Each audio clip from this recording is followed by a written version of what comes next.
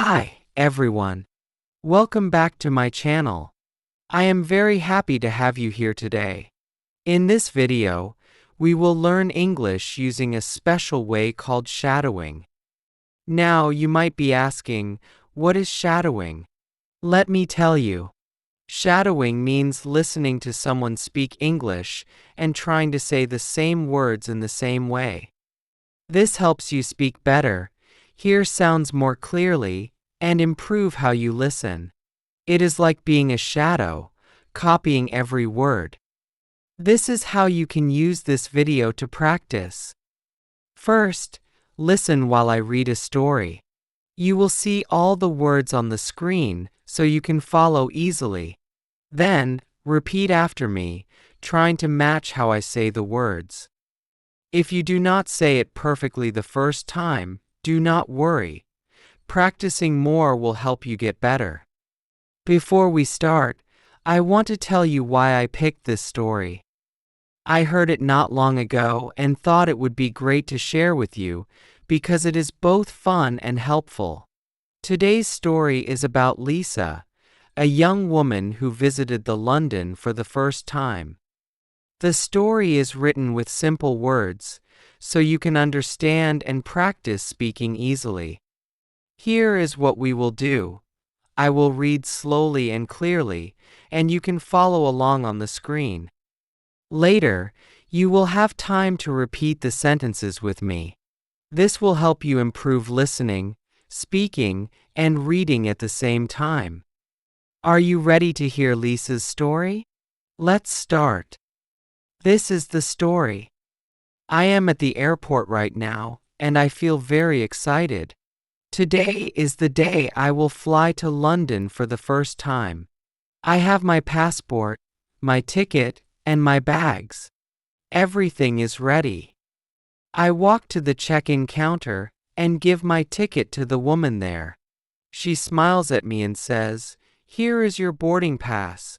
Your seat is 21A. Have a great flight." "Thank you," I reply. "A window seat. That is perfect. I love looking outside when I travel by plane. I go through security, but it takes such a long time. The line moves very slowly, but at last, I am done. Now, I am waiting at gate 18 for my flight to start boarding." After waiting for some time, I hear the speaker. "Flight 234 to London is now boarding. Passengers, please line up by group number." My heart beats faster. This is the moment.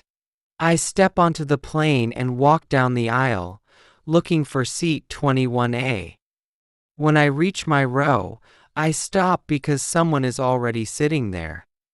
A man in a blue jacket is sitting by the window, looking outside. I feel a little nervous, but I say, "Excuse me, sir, but this is my seat." He turns to me with a surprised face. "Oh," he says. "Are you sure? Let me check my ticket." He takes out his ticket and looks at it. He says. "My ticket says 21A. I think this is my seat." Now I feel unsure. I take out my ticket and show it to him. "Look, my ticket also says 21A, I say with confidence. He looks at my ticket, then back at me. He smiles and says, "All right, no problem. You can take the seat. I'll sit in the middle." I feel a little bad, but I really want the window seat. "Thank you," I say and sit down. The plane takes off, and I look outside. The clouds look so beautiful. I feel peaceful and happy. The man sitting beside me starts talking. "Are you visiting London for fun?" he asks. "Yes," I say. "It's my first time there. I want to see Big Ben and Buckingham Palace." "That sounds great," he says. "I live in London. You will love it. The city is full of history, and there is always something to do." As we talk, I notice something. He does not seem upset about losing the window seat. He is calm and friendly. After a while, a flight attendant comes to our row. She looks at me, then at the man beside me. "Excuse me," she says, "but I think there has been a mistake." I freeze. "What mistake?" I ask. She checks my ticket and then looks at the seat numbers. "You are sitting in the wrong place," she says. "What?" I ask, confused. "This seat, 21A, belongs to this gentleman," she explains. "Your correct seat is actually 21C, which is the aisle seat." My face becomes hot. I feel so embarrassed. I look at the man, and he just smiles. "It's fine," he says. "I don't mind sitting in the middle." I feel so bad. I thought I was right, but I made a mistake. I should have taken the aisle seat. "I'm really sorry," I say. "You were correct from the beginning." "Don't worry," he says with a small laugh. "Mistakes happen to everyone." During the rest of the flight, I keep thinking about how kind he is. He never got angry or upset. He just smiled and let me take the seat. When the plane is about to land, I thank him again. "You are very kind," I say. He laughs and says, "Enjoy London. And next time, remember to check your ticket carefully." As I step off the plane, I feel many emotions: relief, embarrassment, and gratitude. This trip is already teaching me something important. Admitting when you are wrong is not a bad thing. So, what can we learn from Lisa's story? First, always check your ticket carefully. It is a small thing to do, but it can help you avoid a lot of problems.